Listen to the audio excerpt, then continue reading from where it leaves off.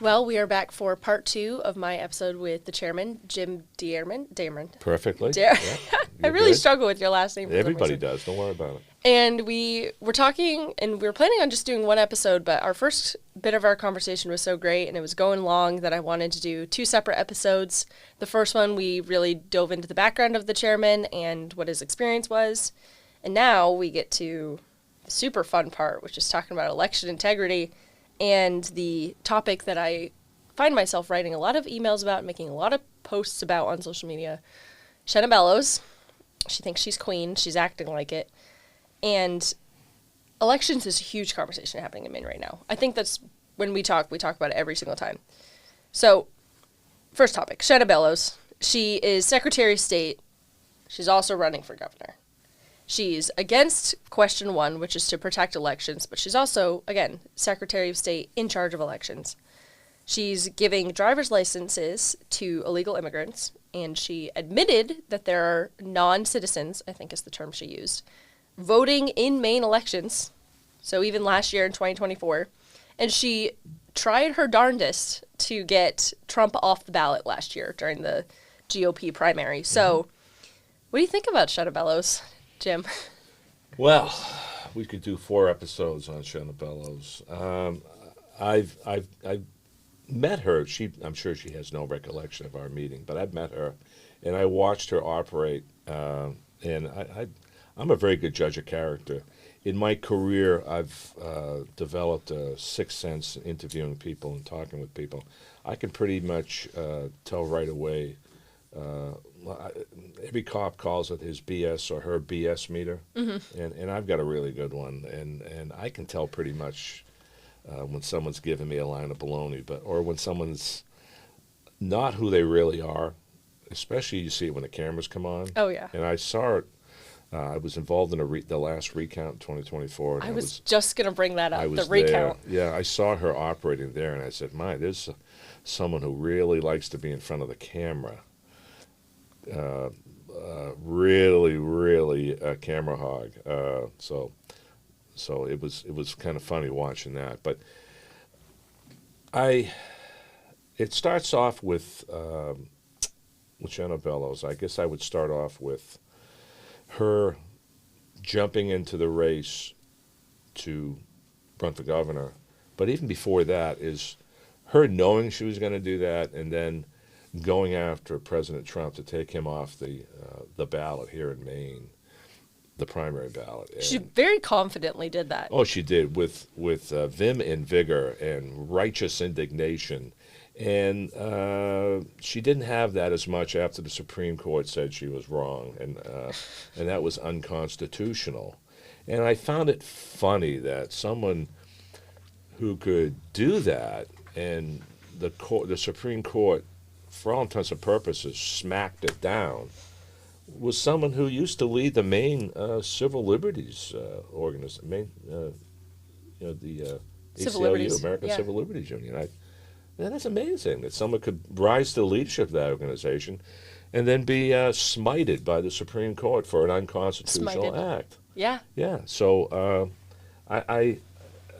that, and then now we move on to her running for governor and still being the Secretary of State. For me, it's unethical. I would agree. Unethical. Yeah. You are in charge of elections. You are the ultimate decider of what goes on in that office and what is prosecuted, who is cited if there's a campaign violation.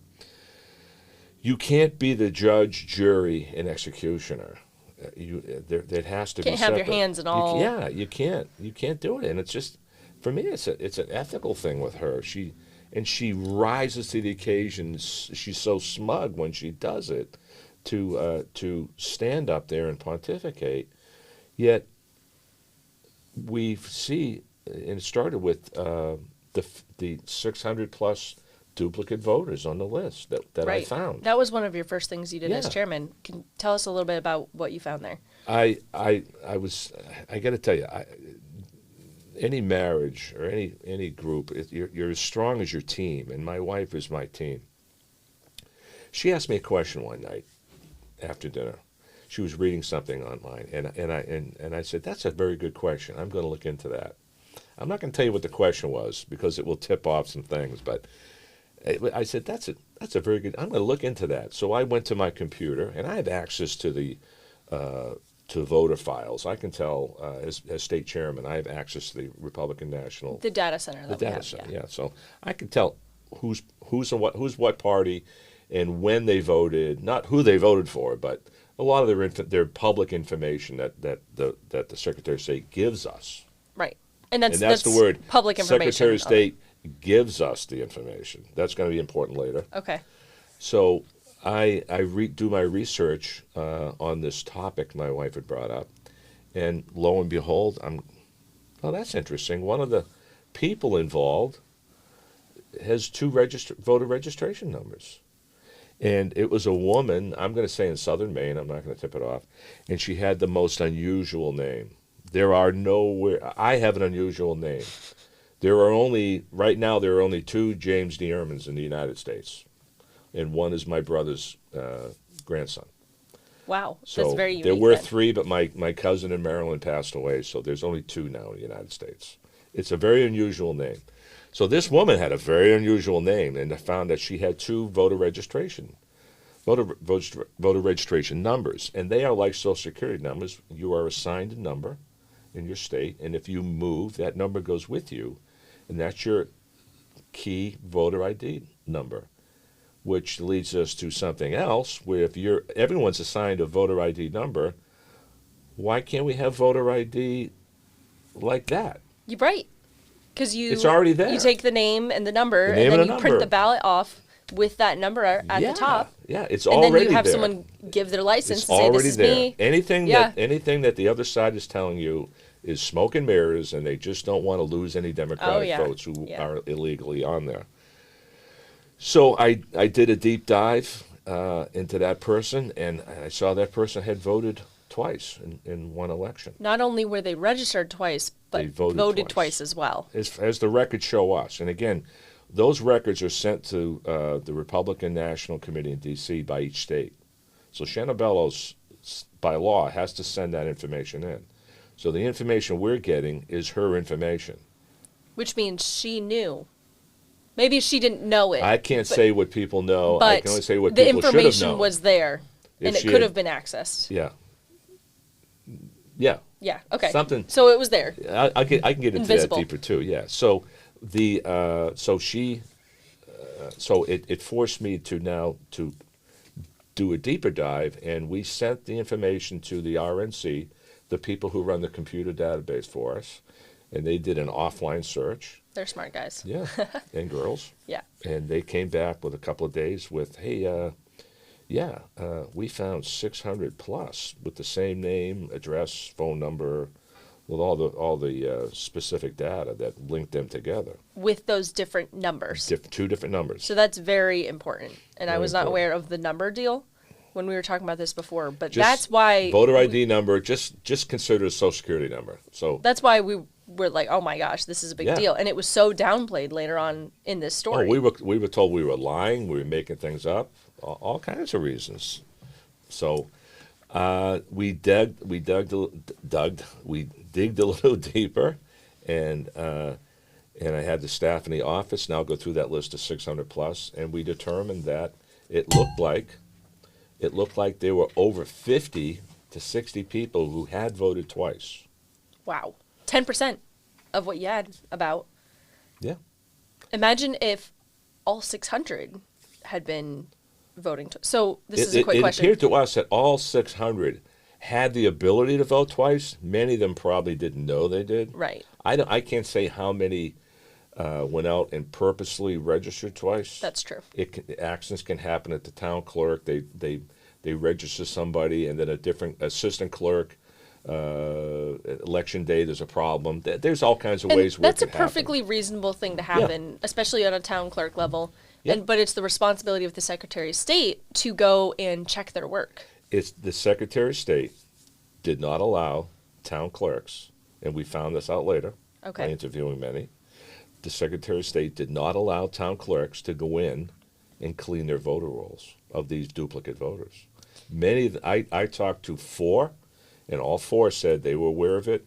They'd reported the problem. They'd been to in-service training with the Secretary of State's office, and Secretary Bellows told them at one meeting that we're not going to allow, you're not going to have access to the computer program that you are allowed to use, but that one feature you're not allowed to take anybody off, right, to expunge them. She made a big deal about taking people off the voter rolls, tried to confuse people by saying that they took a number of people off who hadn't voted in several elections, which probably meant they moved away, they died, or they maybe in a dementia or some issue that prevents them from voting legally. Those people were taken off the list finally, but this is a whole separate list. This is people who now have 2. And then So this is some 40-year-old who had voted a couple times in the last couple years, as opposed to someone who might have been on the list as they died 5 years ago, and that needed to be cleaned up because they're 2 different things. Yeah, and some of them are the 50. Again, I can't say for sure because it's not my job to investigate voter violations. It's the state of Maine and the federal government, because some of these races were federal. The president and Senate and congressional races were in play. So technically it then becomes a federal violation too. So we reported that. It got nowhere. We went public with it. We actually let the news media come in and look at all our forms on the table, as long as they didn't give any specific identifiable information. We didn't want to dox anyone. And it was reported, and then we were scoffed at by the Secretary of State. And about 10 media outlets as well. Yeah. Well, it's the way it is in Maine. Right. There's only one source that we can depend on, and that's the Maine Wire. Everyone says that they're bought and paid for by the Republican Party. Well, every article I've ever seen come on the Maine Wire I haven't seen one that's been refuted. They're all true. Yeah. No one says that they're not true. They just make fun of the Maine Wire. But that's all they can do. But the thing is that the same thing can't be said for these other No, outlets. not at all. Or, for example, actually, I was just reading about this like an hour ago. MSNBC was reporting on the No Kings protest on Saturday. Yeah. And they used a video that was from like 2017. Yeah, a Black Lives Matter rally. Was it Black Lives Matter? So they yeah. used footage from a different rally and said, this is No Kings rally footage, and that was not correct. And this is a national news outlet. Yes. But the same thing happens all the time. All the time. Here in Maine, it happens Here in every Maine. day. Every day, basically. Yeah. It's the Democratic Party, and Shanna Bellows has certain media sources that she enjoys a close working relationship with, and they get the information out quickly, whatever she wants them to say or report on. Right. And things that the Maine Wire discovers, and they do great reporting. Well, they dig up their own stuff. It's absolutely incredible. But news media will not report a story that the Maine Wire has broken. So that's why we put a lot of the stuff on our pages, because it's the only way to get the word out. As far as we're concerned, the most of the media in Maine, their ethics are questionable. So this is a really great segue into the next thing I wanted to talk to you about, because this is information you have. Well, we need to go back, though. We didn't finish with Shanna Bellows and the voting. So stay tuned. We'll talk about the mystery ballots now that we're in spooky season, so we'll get into that in a minute. So finish up. Well, the 600, and then we found 50 plus. But what I haven't told people is that when I was doing the research on the duplicates 600, I started seeing people, I started going through the system myself, and I started finding people who had 3 numbers. 3? 3. I said, I can't, I have to stop. I'm afraid to go any further. We've got too much on our plate already. We'll get our intern on this. I can't look. We've got, it's ridiculous. So, we reported the problems, and as far as I know, those 50 plus people are still on the voting list. We checked a week or 2 ago, and they hadn't been removed. So she's too busy campaigning. They're doing other things, being in front of a camera for any reason. But it's a problem. We've reported it to the federal government, and I know that the federal government, Department of Justice, is now looking into it. And I would like to pass on this one word of advice to anyone working for the state of Maine or anyone involved in the clerk's offices or any election people, the statute of limitations on election fraud and election crimes is 5 years. The federal statute of limitations. Jail time? Jail time. For a federal conviction, for a federal charge, it's 5 years. So if you're aware of something going on in the last 4 years, you need to come forward.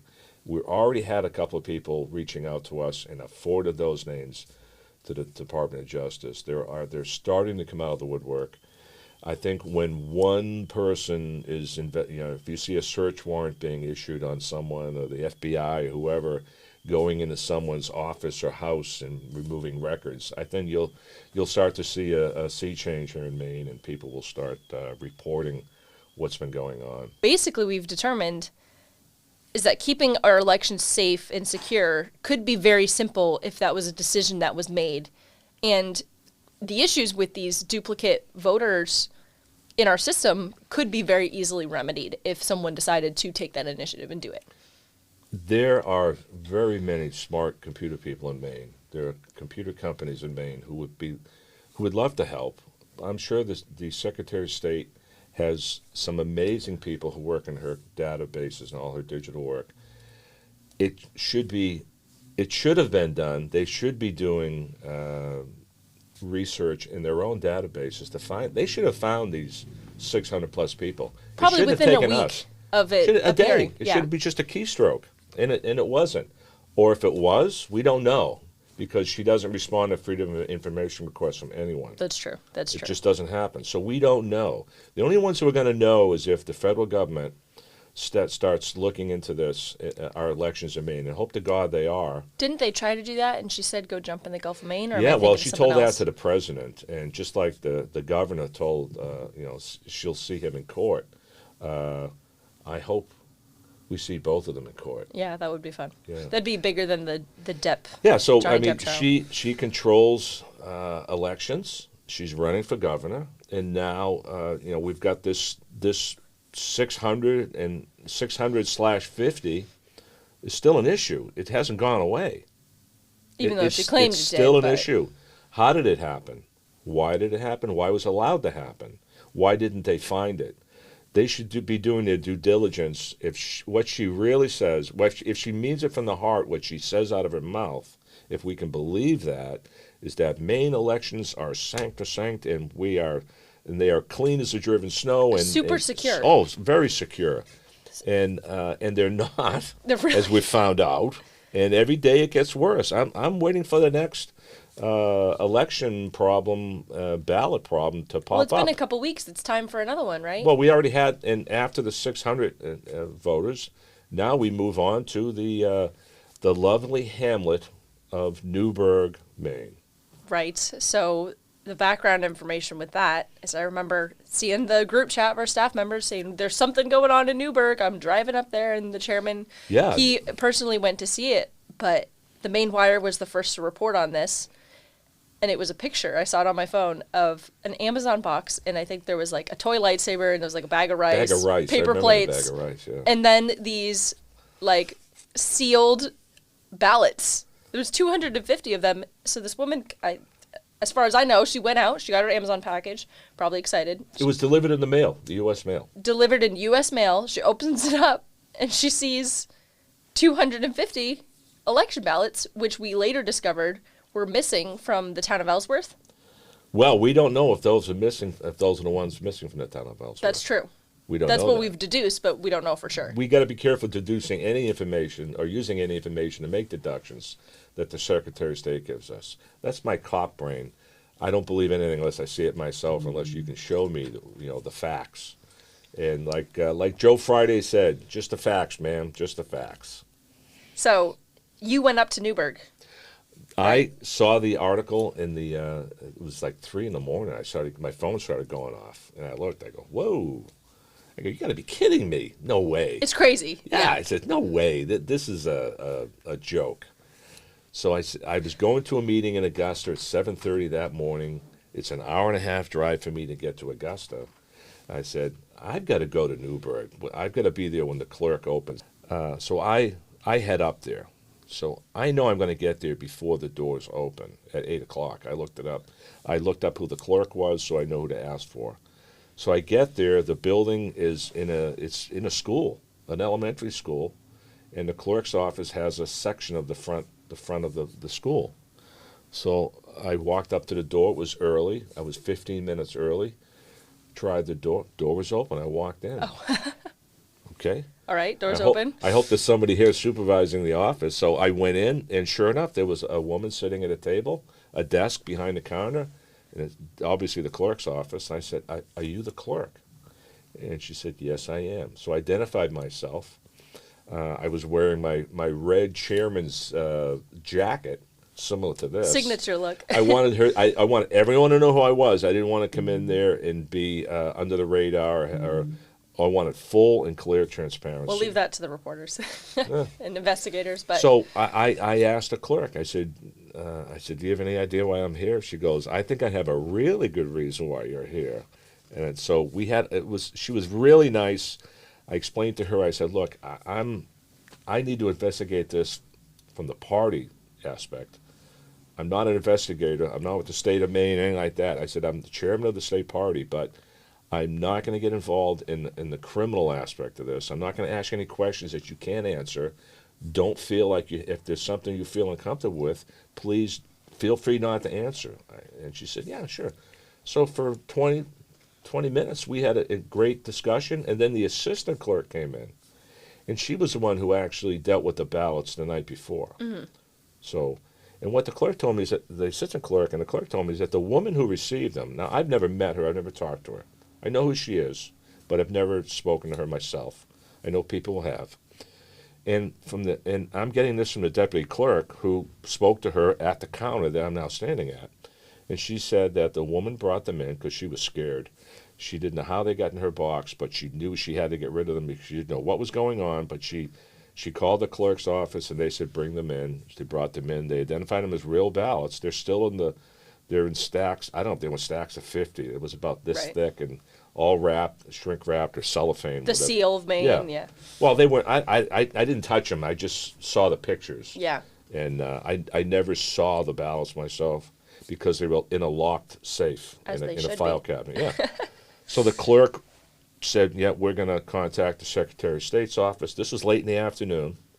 So I don't know if they ever made contact with the clerk the night before, but the Secretary of State's office. But the clerk was in a meeting, a budget meeting with the town she couldn't get out of, so she told the deputy clerk, "Just lock them in the safe and we'll deal with this in the morning."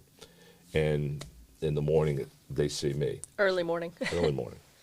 So I thought there'd be investigators there, that there'd be fire trucks and helicopters.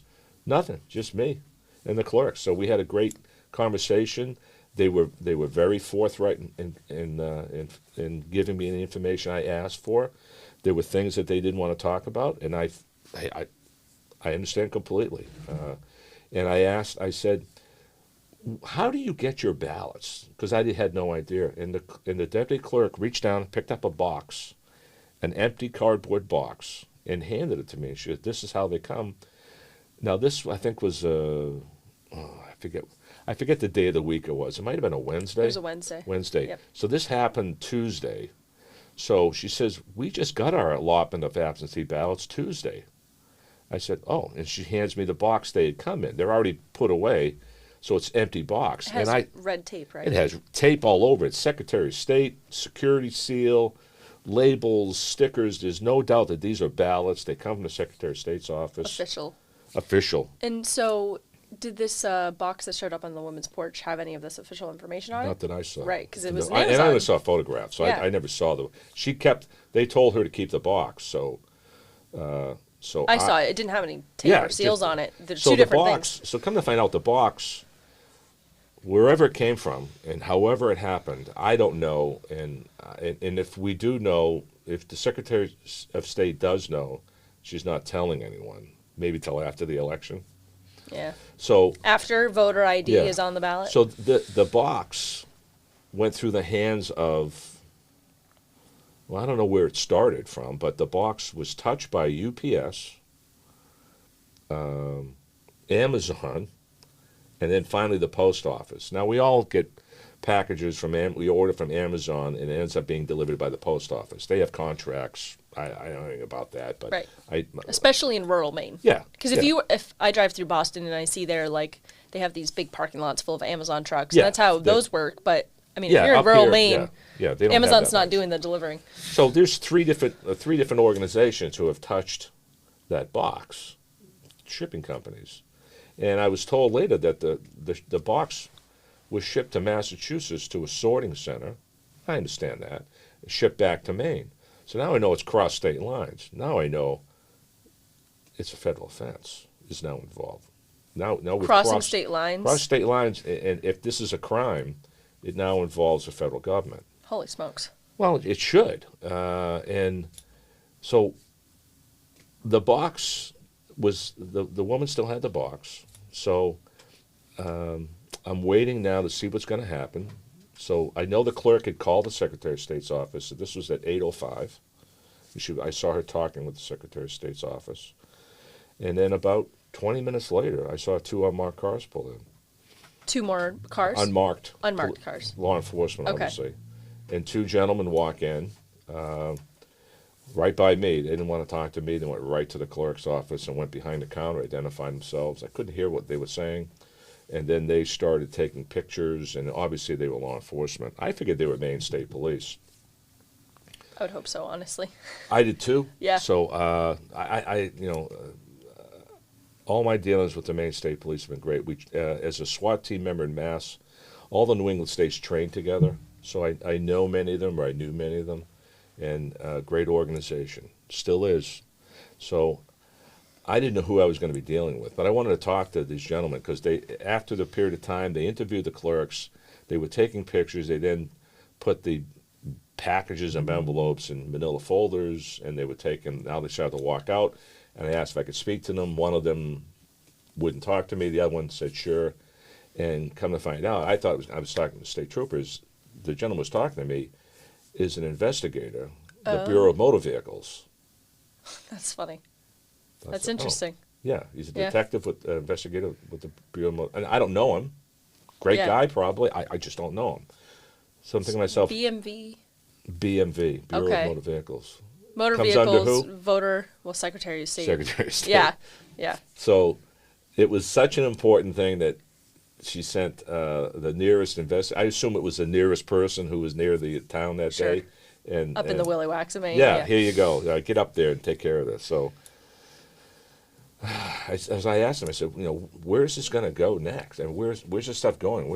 What's the next step? He goes, well, I'm not the investigator, but I'll try to reach out to you. I gave him my card. We exchanged cards. Call me in a day or so, and if I can tell you, I'll let you know who it is. Have you received? No. I didn't. I wouldn't call the guy because by this time I don't even want to get into the phrases, but you know what, it hit the fan by now. So I just thought it unusual that it was such an important issue that it would be handled that level. So the clerks were told by the Clerks Association to dummy up, not to talk. So I knew once the investigators had left that they weren't going to tell me anything. But they were super nice. I got to tell you, the clerks in the I've never met a town clerk that I didn't like. They're always nice. They're always nice, genuine people. That's always how that goes. I wish I could say the same, but yeah. So far, I've got good experience. Yeah, well, good for you. Yeah. I mean, it can happen. But the clerks in Newburgh were just remarkable. They were friendly, professional, and they did their job as I would expect them to do. And I couldn't speak higher of the clerks. So if the town manager or the selectman in Newburgh ever get to watch this, kudos to your people there. They're spot on, and they follow the rules, and they know the rules, and we're diligent in their duties. So the blame here with the missing ballots and then also with the mix-up with the numbers is that we're not putting any of this on the town clerks because they're doing their jobs and they're doing what they can do, and it's coming back up, which if you're a supervisor, you're a boss, and something goes wrong, it's your fault. Even if your volunteer, your staff member, very bottom, and they majorly screw up, that's on you because you are their leader. So this is falling on the overall office of Secretary of State, and we're not putting this on town clerks or anything like A that. famous Democratic president once said, "The buck stops here." He had it on his desk, Harry Truman. The way that office operates, I mean, they ship the ballots with a and come to find out now she holds a press conference at the State House, right? Which is really just to get free airtime for her gubernatorial campaign, but it really did nothing. But it was absolutely eye-opening how she would not take questions from the Maine Wire. And you think she'd be all over it because they were the people with the information first. Yeah, but she doesn't want to. She doesn't respect them because they dig into it. And even Laura Libby was there. Representative Laura Libby was there. She wouldn't take any questions from her. Which member really of the curious, state legislature. Yeah. Considering Laura Libby has heavily participated and promoted Question 1, yeah, which is to get photo ID as a requirement for all voting that happens in Maine. Yeah. Which, I mean, after this conversation we've had, plus, 5 things we haven't even touched on, things are crazy. They're going wild right now, and if someone doesn't have confidence in our elections, I don't blame them for being a little bit nervous.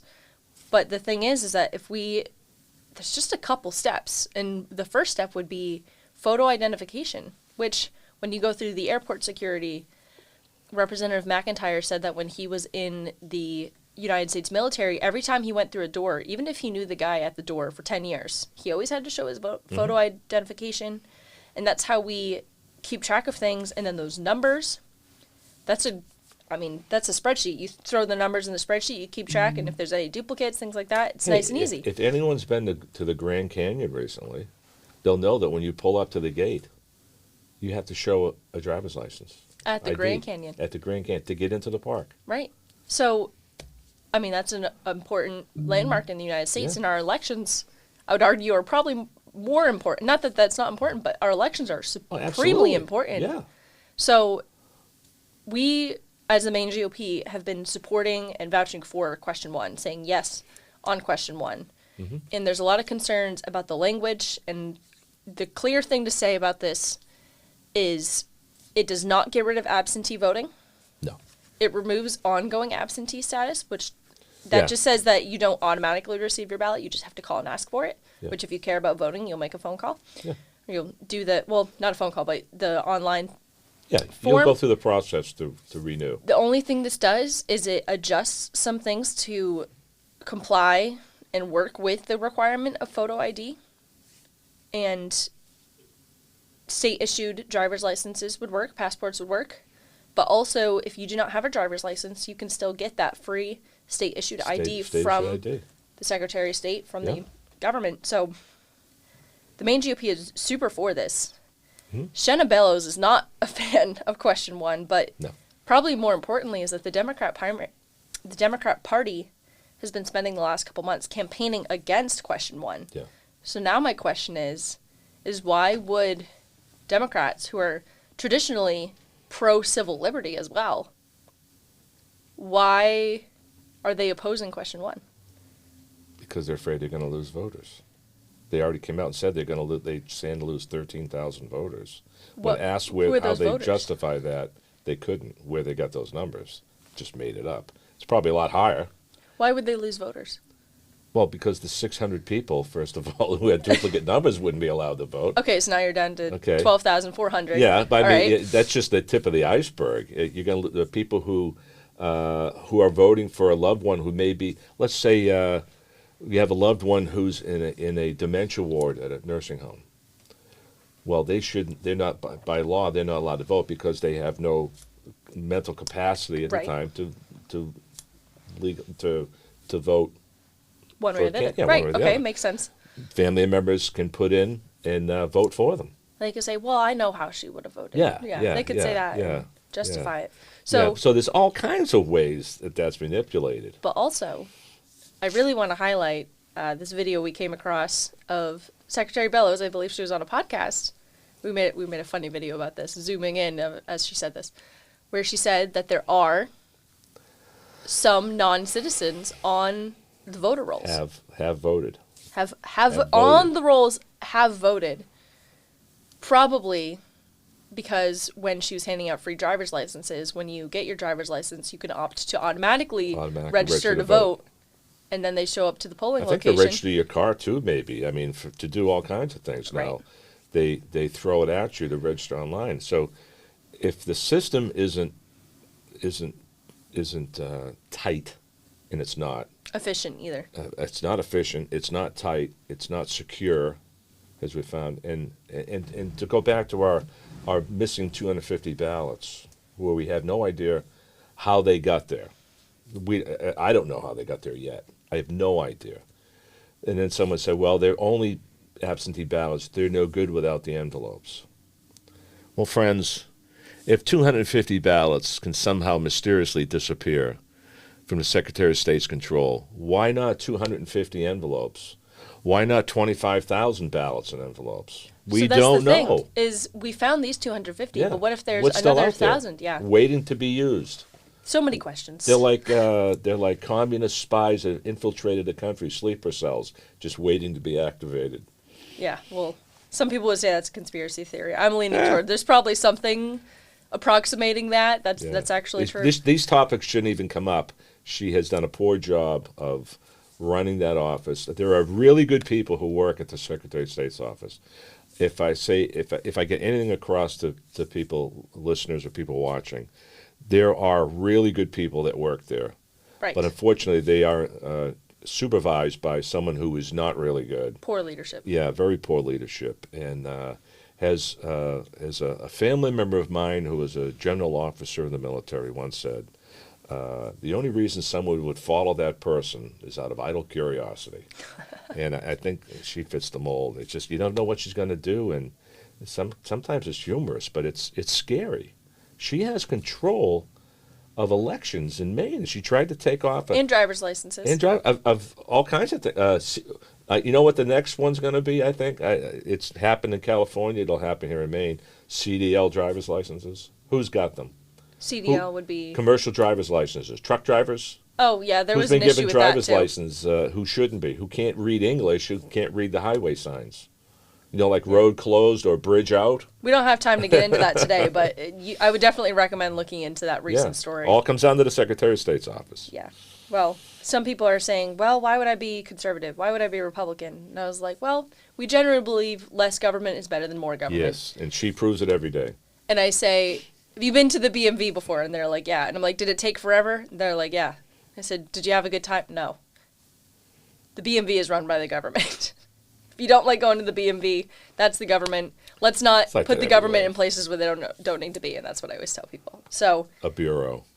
We've been chatting forever. This has been great. I love hearing these stories, and I'm sure we'll have you on again in the future too. Especially if something else comes up, we'll have to dive into that. But we're going to wrap up for today, and thank you very much for coming on Wicked Smart. Okay, thank you for having me.